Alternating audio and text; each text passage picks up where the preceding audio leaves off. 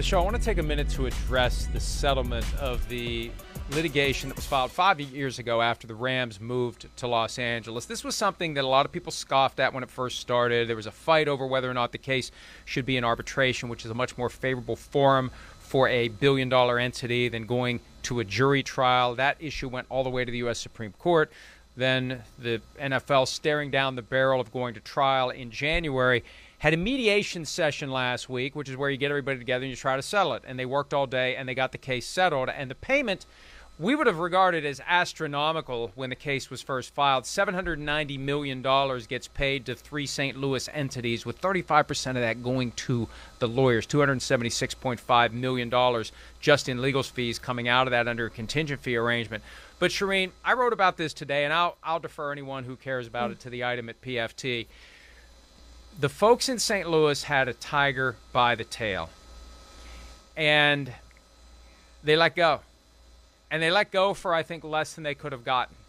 And they got to a point where they just decided, hey, what we're getting is enough, and we don't want to keep pulling the tail of this tiger when we know that what's out there that we can get may be better than what we ultimately get. It may be the same as what we ultimately get. It may not be that much worse than what we would ultimately get. And if we'd win at trial, then they'll appeal and they'll fight and it'll last and it'll linger. Let's just go ahead and take what we can. And it happens all the time. Cases settle. But I think the end result of this one, because usually a good settlement means everybody's a little bit upset. I think in this one, you got two sides that are happy, the NFL and St. Louis.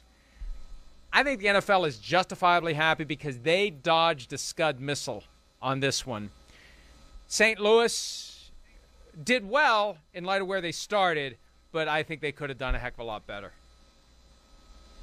Well, Mike, I have a question based on two different posts that you've had. Bringing in the expansion post, you expect the NFL to expand possibly up to 40 teams in the coming years.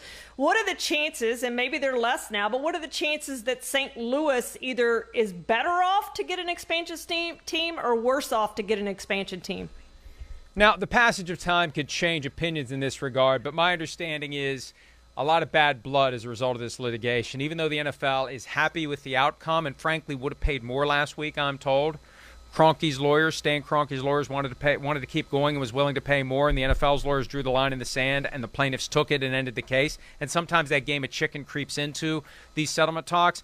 But my understanding is that it's not going to be St. Louis in the future. And also, the markets don't have to be gigantic to justify NFL teams. Smaller stadiums are going to be a real possibility. And also, you know, the goal is going to be to have more content that gets televised so people can bet during the games from home, real time, what you see coming through the screen matches what you're pressing on your phone to lock in $5 here and $2 there and $3 there.